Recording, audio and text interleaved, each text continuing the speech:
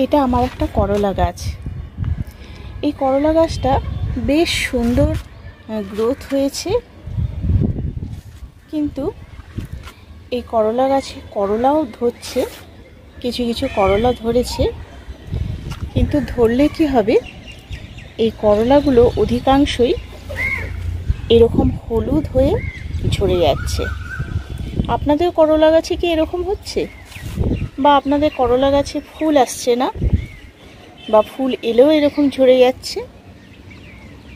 তাহলে কিন্তু আজকে আমার এই ভিডিওটা সম্পূর্ণ দেখুন, আশা করি একটু হলেও এর প্রতিকার পেয়ে যাবেন। নমস্কার, আমি সোনালি, গ্রিন থাম চ্যানেলে আপনাদের সকলকে স্বাগত।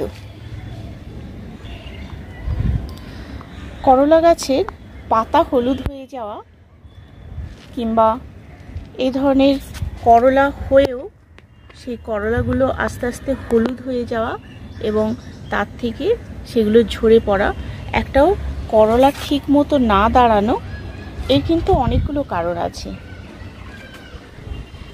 এখন জুন মাস হলেও এই জুন মাসে প্রচণ্ড গরম থাকে, মাঝে মধ্যে বৃষ্টি হচ্ছে ঠিকই, কিন্তু বৃষ্টি হলেও গরমটা বেশ, দুপুরের গরমটা বেশ ভালোই, গাছগুলো একদম কুঁকড়ে যাচ্ছে, শুকিয়ে যাচ্ছে, মনে হচ্ছে দুপুরের পর যখন ছাদে উঠি তখন দেখছি এরকম অবস্থা। সকালবেলা গাছে জল দিয়ে যাচ্ছি, জল দিয়ে যাওয়ার পরেও তারপর দেখছি এইরকম হয়ে যাচ্ছে বিকেলবেলা।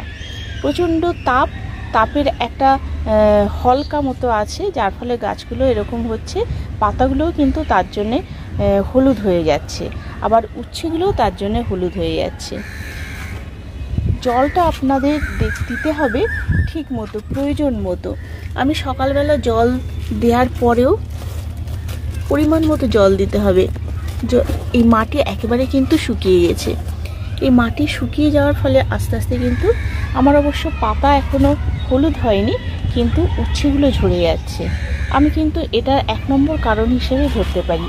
সেই জন্য অত্যাধিক জল না দেওয়া উচিত এবং একদম কম, যাতে একদম শুকনো না হয়ে যায় সেরকমভাবে জল দিতে হবে আমাদের। 2 নম্বর হচ্ছে পুষ্টির অভাব হলে অনেক সময় এরকম হয়, পাতাগুলো বিবর্ণ হয়ে যায় আর ফল ধরেও ফলগুলো ঝরে যায়। সেজন্যে সময় মতো এদের খাবার, এই যে বর্ষা আসছে, এই সময় বর্ষা আসার আগে বেশ ভালো মতো পরিমাণ মতো নিউট্রিয়েন্ট এদের জন্য দিতে হবে।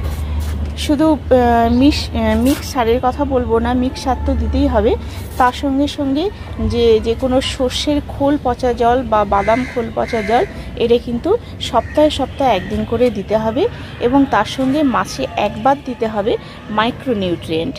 এই নিউট্রিয়েন্টের চাহিদা পূরণ হলে গাছ হবে বেশ হেলদি এবং গাছে প্রচুর পরিমাণে ফুল আসবে এবং ফুল থেকে ফল দাঁড়াবে।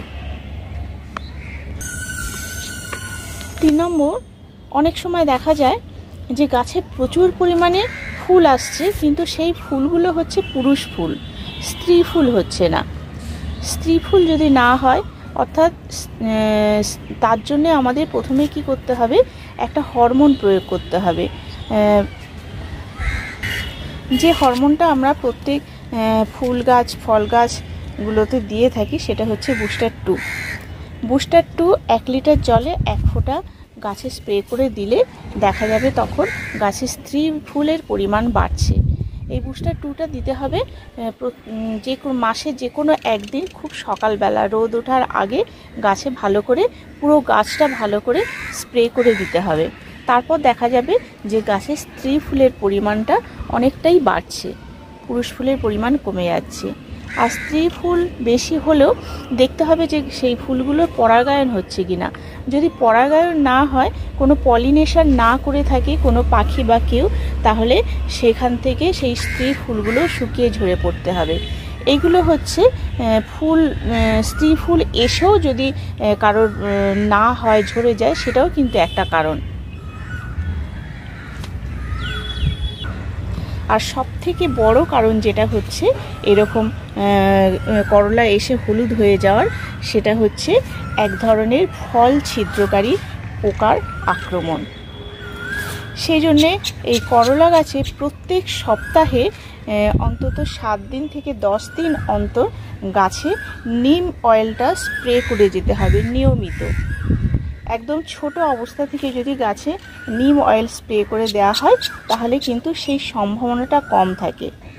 আমার কাছেও যেটা হয়েছে সেটা বুঝতে পারছি যে আমার এটা কোনো ফল ছিদ্রকারী পোকা এসেছে, যার জন্য কিন্তু এইভাবে ফলগুলো হলুদ হয়ে যাচ্ছে। সেই জন্য আমাকে এর ব্যবস্থা নিতে হবে। গাছের গ্রোথ মোটামুটি ভালোই আছে, নিউট্রিশনের অভাব হয়েছে বলে মনে করা যাচ্ছে না, কিন্তু প্রচুর পরিমাণে পুরুষ এবং স্ত্রী ফুলও আছে। দেখুন এটা হচ্ছে একটা স্ত্রী ফুল। স্ত্রী ফুলের এটা দেখলে বোঝা যাবে যে তলাতে করলা আছে।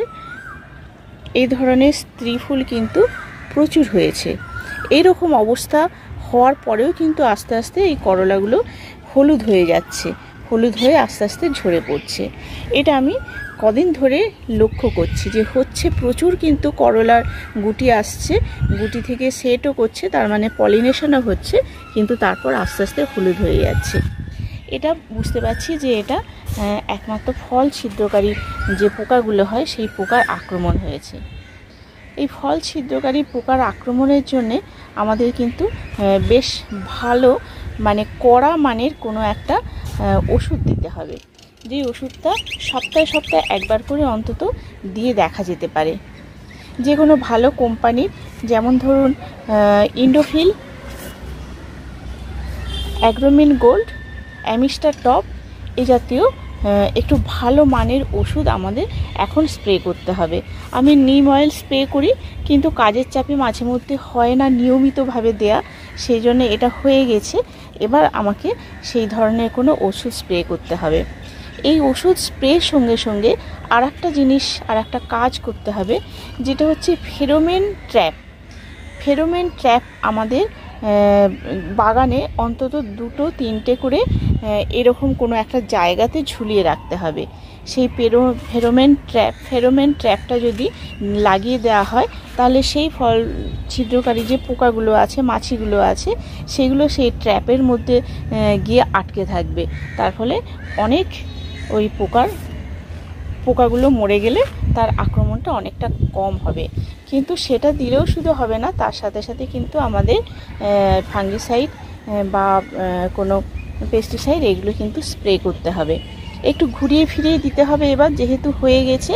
আর যদি প্রথম অবস্থাতে নিম অয়েলটা নিয়মিতভাবে দেওয়া হতো তাহলে হয়তো এসবের দরকার পড়তো না, কিন্তু এখন যেহেতু হয়ে গেছে আমাকে সেটাই করতে হবে।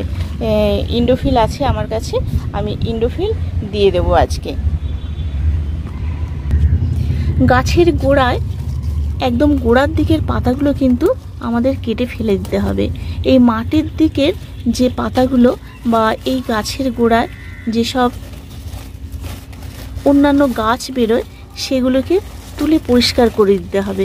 বর্ষাকালে প্রচুর এরকম সেটা গাছ বেরোয়, সেগুলোকে ভালো, আমাদের ফুল গাছ হলো কিন্তু এই গাছের গোড়া থেকে তুলে ফেলে দিতে হবে, আর তলার দিকের পাতাগুলোকে কেটে একটু পরিষ্কার করে দিতে হবে।